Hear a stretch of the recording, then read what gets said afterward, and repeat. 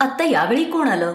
आधीच मला क्लिनिकला जायला उशीर झालाय. अहो जरा ऐका ना, हा नाश्ता डायनिंग टेबलवर ठेवा ना प्लीज. तोपर्यंत मी बघून येते कोण आलंय ते. पण मलाही ऑफिसला जायला उशीर होतोय. तू जुहीला सांग ना. ती घरात असेल तर सांगेन ना मी. माहित नाही अशी कुठली केस लढतायत मॅडम. सकाळी सकाळीच निघून जाते घरातून. नंतरचं सगळं काम मीच करते. बरं थांब, तू नाश्ता वाढ सगळ्यांना. बरं ठीक आहे चालेल. त्यानंतर सरिता तिने केलेला नाश्ता डायनिंग टेबलवर ठेवू लागली, जिथे टेबलवर तिचा दीर मुकेश आणि सासू लीला आधीच बसलेले होते. आणि मग अरे आज परत उपमा आणि हे सत्तूचं सरबत पण. ओहो, मला तर हे अजिबात आवडत नाही. आणि तुम्हाला जे आवडतंय ना त्याच्यामुळे तुमचं लिव्हर खराब झालंय. हे बघा मुकेश भाऊजी, नाहीतर पुढे जाऊन अवघड होऊन बसेल. बस बस वहिनी, मला समजलंय. आई हे घ्या, तुम्ही पण सुरू करा. हो सुनबाई दे. आणि हा राकेश कुठे गेला? अरे हो, ते तर मेन डोर उघडायला गेले होते. थांबा मी बघून येते. एवढं बोलून सरिता मेन डोरच्या दिशेने जाऊ लागली. तेवढ्यातच राकेश तिकडून येतो. त्याच्या हातात एक कागद होता आणि चेहऱ्यावर टेन्शन. ते बघून सरिताने विचारलं, काय झालं? कोण होतो? ही नोटीस आलीये कोर्टातून तुझ्या विरुद्ध. हा, माझ्या विरुद्ध? पण मी काय केलंय?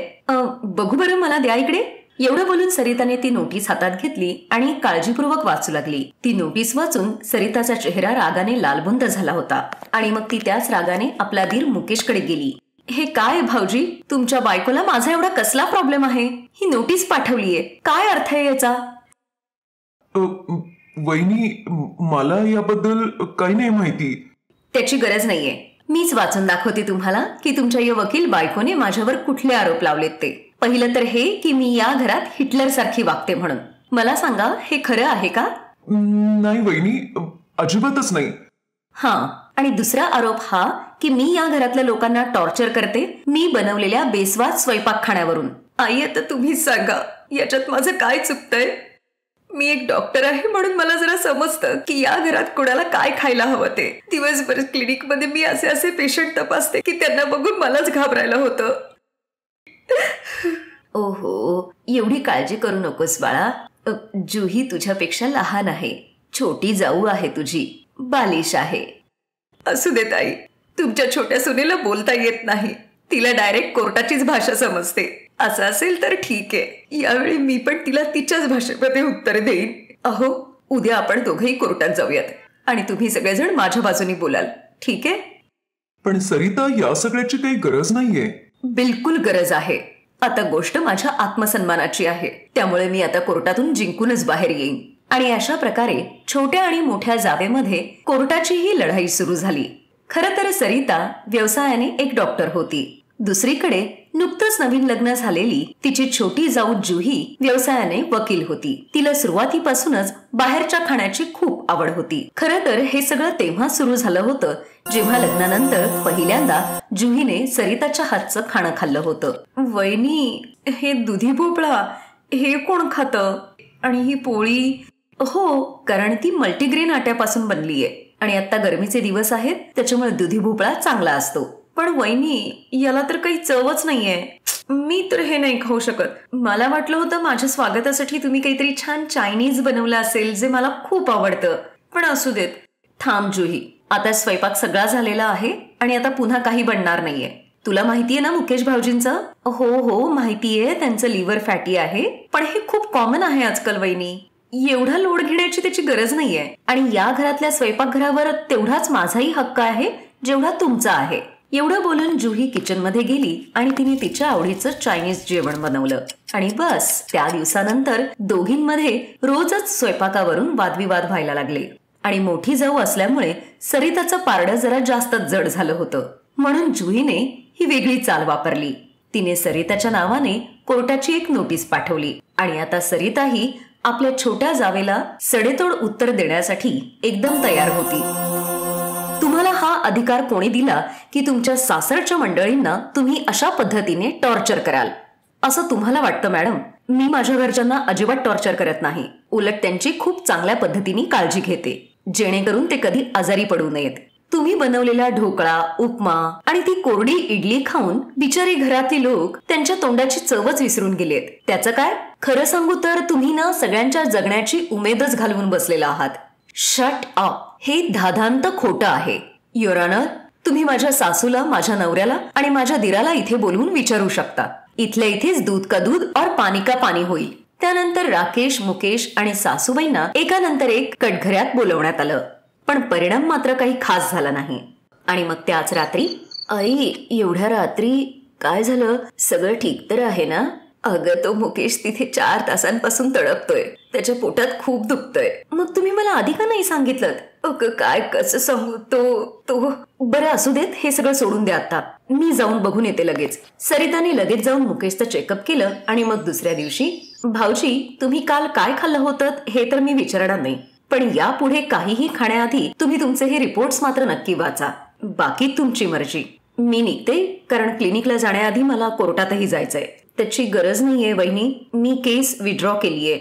काल यांची परिस्थिती बघून मला समजलं की मी भलेही कोर्टात ही केस जिंकीन, पण सत्य परिस्थितीत तर तुम्हीच जिंकला आहात. तुम्ही नेहमीच बरोबर होतात आणि मी चुकीची होते. मला माफ करा वहिनी. आता यापुढे स्वयंपाकघरात जे काही बनेल ते तुम्ही सांगाल तसंच होईल. जुहीचं बोलणं ऐकून सरिताच्या डोळ्यातही पाणी येतं आणि ती जुहीला जवळ घेत म्हणाली, नाही, चुकीची मी पण होते. काल घरातल्यांचं सगळं बोलणं ऐकल्यानंतर मला कळालं, तब्येत फक्त चांगलं खाल्ल्यामुळेच नीट राहत नाही, तर घरातलं वातावरणही आनंदी असायला लागतं. आणि घरातल्यांना तो आनंद तुझ्या जेवणातून मिळतो. त्यामुळे घरातलं स्वयंपाकघर आता केवळ मी एकटी नाही, तर आपण दोघी जणी मिळून सांभाळूयात. 13 वर्ष वयाच्या असलेल्या 3 मैत्रिणी, निधी आपली मैत्रिणी सोनम आणि प्रीती बरोबर एका पार्क मध्ये खेळत होती. तेव्हाच निधी खेळताना खाली पडते आणि तिच्या डोक्याला लागतं. अगं तू बरी आहेस ना? वेडी, जरा नीट सांभाळून खेळायचंस ना. अगं काही नाही झालं, बरी होईल ती. तुम्ही दोघी मैत्रिणी माझ्या बेस्ट फ्रेंड आहात. थँक गॉड की मला एवढ्या चांगल्या मैत्रिणी मिळाल्या. मी खूप लकी आहे. अच्छा, आता मला खूप भूक लागली आहे सोनम. तुझी मम्मी आलू पराठे खूप छान बनवते ना? आता तू आम्हाला तुझ्या घरी घेऊन चल आणि आंटींना पराठे बनवायला सांग. हो हो, मग चला ना, मी कुठे नाही म्हटलीये. मग त्या दोघी जणी तिच्या घरी येतात आणि सोनमची आई त्यांचं प्रेमाने स्वागत करते आणि गरमागरम आलू पराठे तयार करून त्यांना स्वतःच्या हाताने त्या भरवतात. मग निधीची आई शालिनी तिच्या घरी येते, जी खूपच श्रीमंत आणि घमेंडी बाई असते. ती निधीला म्हणते, निधी बाळा, तू या गरिबांच्या घरी काय करतीयेस? हे लोक गरीब आहेत, किती घाणीत राहतात बघ. तुला जर काहीतरी घाणेरडं खायला दिलं तर मग तर तू आजारी पडशील ना. आणि यांना हेच हवं असतं की श्रीमंतांची मुलं आजारी पडावीत. नाही ग आई, असं काही नाहीये. आंटी तर खूप छान जेवण बनवतात. तू जर यांच्या हातचे आलू पराठे खाल्लेस ना तर बोटच चाटत राहशील. तू खाऊन बघ ना. मला या गरिबांचं खाणं नाही खायचंय आणि तुलाही नाही खायला पाहिजे. आणि तू ग प्रीती, तुझ्या मम्मीला जर कळालं तर तुला माहितीये ना ती किती ओरडेल तुला ते. चला बरं तुम्ही दोघी इथून आता. ओहो, आता तर आपल्याला जायलाच लागेल. Bye aunty, bye Sonam. त्यानंतर दोघी मुली शालिनी बरोबर आपापल्या घरी जातात. खरं तर सोनम एका गरीब घरची मुलगी होती, पण तिचे आई वडील खूप मेहनत करून तिला एका प्रायव्हेट शाळेमध्ये शिकवत असतात आणि तिथेच तिची मैत्री निधी आणि प्रीती बरोबर होते. त्या तिघीजणी बेस्ट फ्रेंड होतात. अभ्यासाबरोबरच त्या तिघी एकत्र खेळायच्या आणि गप्पाही मारायच्या. असेच काही दिवस जातात. त्या तिघीजणी आपली 12वी पूर्ण करतात. सोनम, आम्हाला बऱ्याच दिवसांपासून तुला काहीतरी सांगायचंय. हो सांगा ना. अगं सोनम, ॲक्च्युली ना आमच्या पुढच्या शिक्षणासाठी आमचे मम्मी पप्पा आम्हाला फॉरेन कंट्रीजमध्ये पाठवणार आहेत आणि याचंच आम्हा दोघींना खूप टेन्शन आलं आहे. आम्हाला तुझ्यापासून लांब नाही जायचं आहे. तू पण आमच्या बरोबर आली असतीस तर.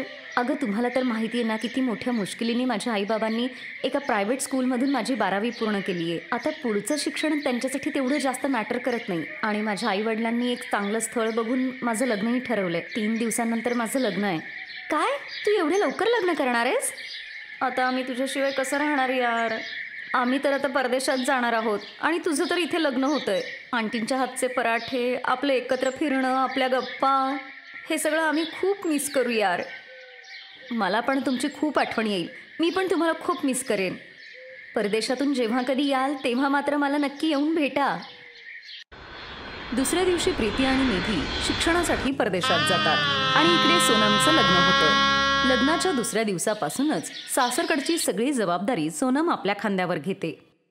सोनमची सासू खूपच खडूस होती, जी गरीब परिस्थितीमुळे खूपच कंजूसपणाने वागायची. एक दिवस सकाळी जेव्हा सोनम स्वयंपाकघरात स्वयंपाक करत होती तेव्हा तिची सासू कुंती तिथे येऊन तिला म्हणते, हे तू काय करतीयेस? आता परत कशाला जेवण बनवतीयेस? रात्रीची भाजी संपली आहे का? आई 2 वाट्या भाजी उरली आहे, पण ती शिळी झाली. आता तुम्ही रात्रीची भाजी खाणार का म्हणून स्वयंपाक करत होते. काही गरज नाहीये दुसऱ्यांदा जेवण बनवण्याची. ते उरलेल्या भाजीमधली 1 वाटी आपण दोघी संपवू आणि दुसऱ्या वाटीतली भाजी माझ्या लेकाला सुधीरला होईल. आई पण आज त्यांची सुट्टी आहे आणि त्यांना काहीतरी चांगलं खायला हवंय. अच्छा, माझ्या त्या नालायक पोराने मला अजून महिन्याचा पगार आणून दिलेला नाहीये आणि त्याला पक्वान्न खायला हवेत. आता मी जेवढं सांगितलंय ना तेवढंच कर. ठीक आहे आई. आपल्या सासूचं असं वागणं बघून सोनम मनात विचार करते, उफ, या सासूबाई किती कंजूस आहेत, शिळी भाजी खायला सांगतायत. आता कसला विचार करत बसलीयेस? जा, रात्रीची भाजी गरम कर आणि पोळी बरोबर वाढून घे. जेवण बनवण्यावरून कुंती सोनमला सतत असंच काहीतरी बोलत राहायची, पण कुंतीला उलटं बोलण्याची हिंमत ना सोनममध्ये होती ना तिचा नवरा सुधीरमध्ये होती. चुकून जरी सोनमकडून एखादी चूक झाली तर कुंती दुनियाभरातल्या गोष्टी तिला सुनवायची. दिवसेंदिवस गरीब परिस्थितीमुळे कुंतीचा कंजूसपणा जास्तच वाढला होता. असंच एक दिवस घरातलं सगळं सामान संपतं आणि खाण्यासाठी ना अन्नाचा कण होता ना पैसे. तेव्हा कुंती सोनमला म्हणते, अरे देवा देवा, रिकाम्या पोटी तर माझं पोट जास्तच दुखतंय. अगं सोनम, एक काम कर, त्या किराणावाल्याकडे जाऊन थोडं सामान तरी उधारीवर घेऊन ये, नाहीतर भुकेनी व्याकुळ होऊन माझं जीव इथेच जाईल. या पोराचं कामही धड चाललेलं नाहीये म्हणून हे असे दिवस बघायला लागतंय. अगं जा लवकर, माझं तोंड काय बघत बसलीयेस? हो हो आई, मी आत्ता जाते. सोनम सामान आणायला जातच होती तेव्हाच तिची टक्कर गाऊन घातलेल्या 2 मुलींबरोबर होते. सोनमच्या हातातली सामानाची पिशवी खाली पडते आणि त्या मुलींच्या हातातले गिफ्ट्सही खाली पडतात. एकतर मोठ्या मुश्किलीने हे सामान मिळालंय आणि तेही खाली पाडलं. अगं सोनम, तू हे काय करून घेतले स्वतःचं? आणि काय तुझ्या घरात खायला काहीच नाहीये? तू एवढंसं सामान घेऊन चालली असते? हां अगं, ते यांचं काम जरा नीट चाललेलं नाहीये ना सध्या, त्यामुळं पैशांची जरा तंगी चालली आहे. पण तुम्ही दोघी या गावात कशा काय? आम्ही दोघी तुलाच भेटायला आलोय तिथे. मी खूप खुश आहे की तुम्ही मला भेटायला आलात. चला आता माझ्याबरोबर माझ्या घरी चला. तिच्या सासरची तशी परिस्थिती बघून दोघी मैत्रिणी विचारात पडतात. अरे, हे लोक तर सोनमच्या माहेरपेक्षाही जास्त गरीब आहेत. कशी काय ही राहत असेल इथे देवच जाणे.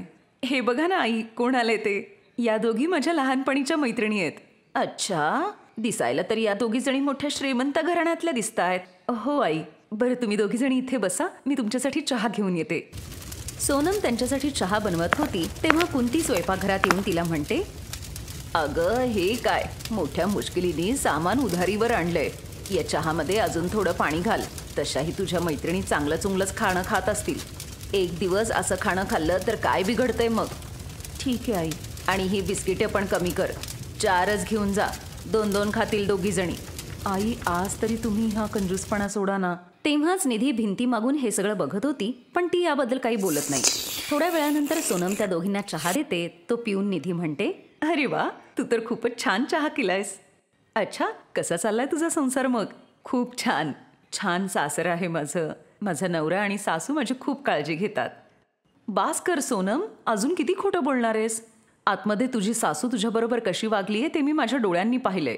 तुझी सासू तुझी किती काळजी घेते ते आम्हाला कळालंय आता. तू या छोट्याशा घराला सुद्धा किती व्यवस्थित सांभाळलंयस.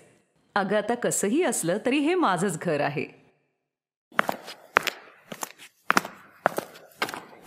बरे, हे बघा, मी स्वतः तुमच्या दोघींसाठी हे आलू पराठे बनवलेत. हां, आईसारखे तर नाही बनवू शकले, पण प्रयत्न केलाय. त्या दोघी जणी पराठे खाऊन खुश होतात तेव्हाच तिथे कुंती येते. अरे देवा देवा, हे आलू पराठे कधी बनवलेस? सगळे बटाटे संपवले तर नाहीस? नक्कीच जास्त सारण घातलं असेल तू त्याच्यात. आई, शेजारच्या मावशींकडून उधारीवर ते बटाटे घेऊन आलीये. मग आता ते उधारीचे पैसे काय तुझा बाप येऊन देणार आहे?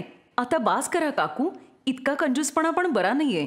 मला कळतंय गरीब परिस्थिती आहे, पण निदान सोनमशी तरी असं वागू नका. मी हिला अगदी छान ओळखते. हिने कधीच तुम्हाला त्रास दिला नसेल. स्वतःला बदला, नाहीतर या कंजूसीच्या चक्करमध्ये लोक स्वतःचा जीव सुद्धा गमावतात. माफ करा पोरींनो मला. याच्यानंतर मी परत असं कधीच नाही करणार. नवऱ्याच्या मृत्यूनंतर ह्या गरिबीत अशी फसले की ह्या कंजूसपणाची सवयच होऊन गेली बघ. पण यापुढे मी असं कधीच वागणार नाही. बरं आता आम्ही येतो काकू. नाही थांबा पोरींनो, पहिल्यांदाच आमच्या घरी आलायत ना, तुमची भेट तर घेऊन जा. मग कुंती बॉक्समधल्या 2 साड्या काढून त्या दोघींना देते आणि तेव्हाच निधी आणि प्रीती सोनमला मदत म्हणून 50,000चं बंडल काढून देतात. त्याच पैशातून तिचा नवरा एक दुकान सुरू करतो ज्याच्यातून तिची छान कमाई होते आणि त्याच कमाईतून ती स्वतःचं मोठं घर सुद्धा बांधते. Best buddies. हॅलो मित्रांनो, हा व्हिडिओ पाहिल्याबद्दल धन्यवाद. जर तुम्हाला हा व्हिडिओ आवडला असेल तर कृपया लाईक, सबस्क्राईब आणि कमेंट नक्की करा. आणि हो, शेअर करायला पण विसरू नका. अजून असेच मजेदार व्हिडिओ पाहण्यासाठी खाली दिलेल्या घंटीला दाबा. बघत रहा बेस्ट बडीज.